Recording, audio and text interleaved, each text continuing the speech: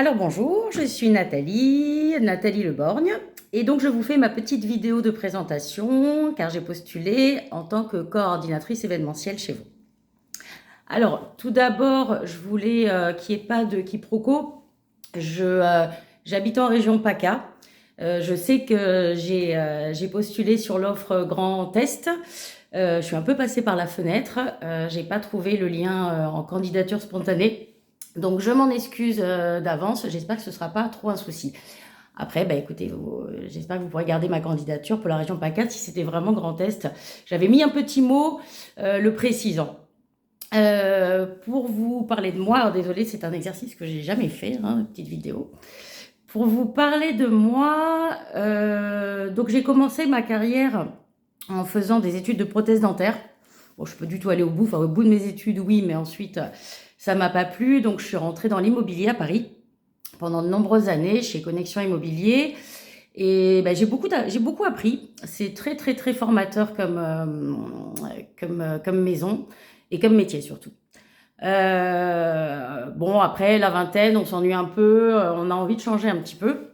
Et j'ai eu l'opportunité de travailler dans une agence d'hôtesse chez City One, où là j'ai vu l'événementiel, une petite partie bien sûr, hein, mais bon, tout ce qui est congrès, séminaire, c'était assez sympa, street marketing, enfin tout ce qui est autour des hôtesses. Et c'était vraiment chouette. Et la planification aussi, parce que gérer de l'humain, surtout des jeunes femmes, c'est pas forcément évident. Mais une expérience plutôt réussie. Et ensuite, sinon, j'ai eu l'opportunité qui m'a fait adorer l'événementiel, c'est le Grand Palais à Paris. Alors là, ça a été vraiment une révélation. Pour le Grand Palais, j'étais en régie technique. Donc nous étions deux en fait, hein, le régisseur général et moi-même. Et puis vous connaissez le Grand Palais, hein, tous les événements prestigieux qui s'y déroulent.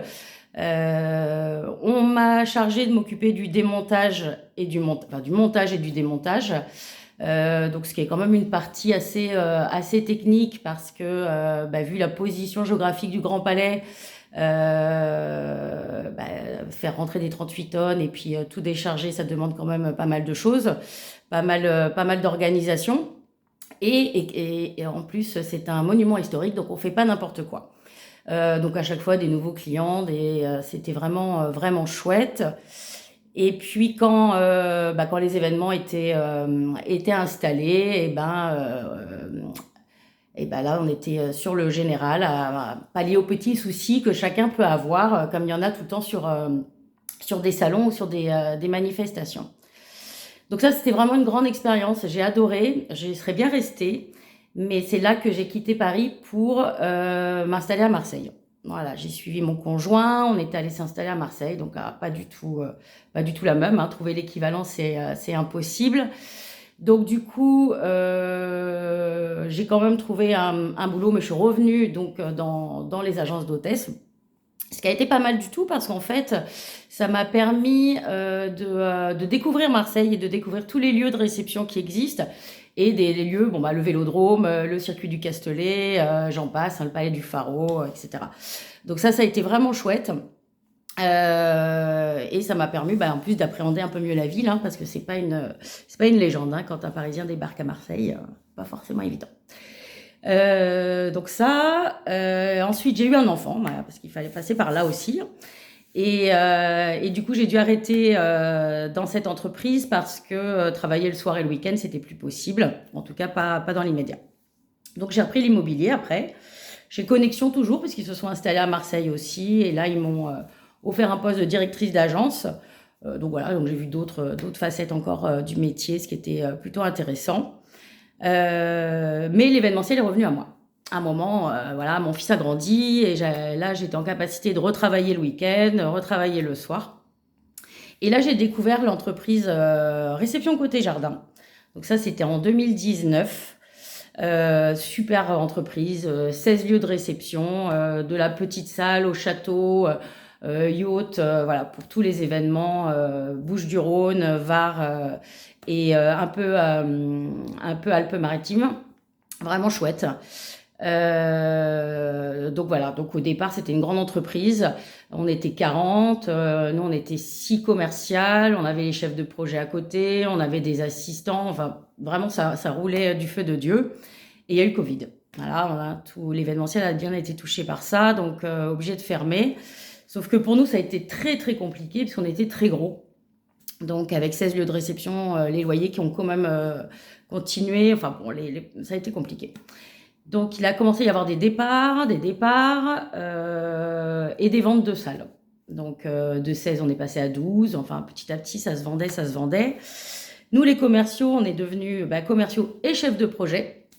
Parce que pareil, hein, c'était des postes pour ça faisait pas doublon, mais voilà, il y a eu des choix à faire, donc très intéressant hein, de gérer de les commercialiser et ensuite de gérer les événements. Donc ça, c'était vraiment chouette. Sauf que petit à petit, au lieu de relever la tête, hein, ça a continué. Il a fallu encore vendre et perdre encore du monde. Donc jusqu'à l'année dernière, du coup, on s'est retrouvé avec seulement 2 lieux de réception, c'est-à-dire le château qui nous restait, le château de Nance et le yacht au port de Marseille. Donc, on n'était plus que 2 commerciales, on n'avait plus d'assistance, on gérait aussi le standard. Alors, c'est pas tellement ça le souci. Le souci, c'est que beaucoup de sédentarité. Et moi, au bureau de 9h à 18h, c'est pas possible. C'est pas mon truc. Donc du coup, c'était un petit peu compliqué. Ensuite, il y a des événements personnels qui ont fait que je devais beaucoup m'absenter et partir en Bretagne. Donc du coup, j'ai décidé d'arrêter avec eux en bon terme, mais bon, voilà d'arrêter. Donc voilà, donc à prendre un petit peu le temps de réflexion aussi, de me dire, voilà, aujourd'hui, il y a des choses que j'aime faire, d'autres beaucoup moins, je le sais. Et pour être vraiment performante, il faut que je parte vraiment dans ce que j'aime. Donc du coup, après beaucoup de réflexion, je me suis mise à chercher. Et au départ, je restais un petit peu dans le coin. Et puis je suis tombée sur vous. Alors, je vous cache pas que je vous connaissais pas du tout. Mais du coup, je me suis mise sur votre Insta, j'ai commencé à vous suivre, à regarder un petit peu tout ça. Et je me suis lancée à postuler quand j'ai vu que vous cherchiez aussi des coordinateurs événementiels.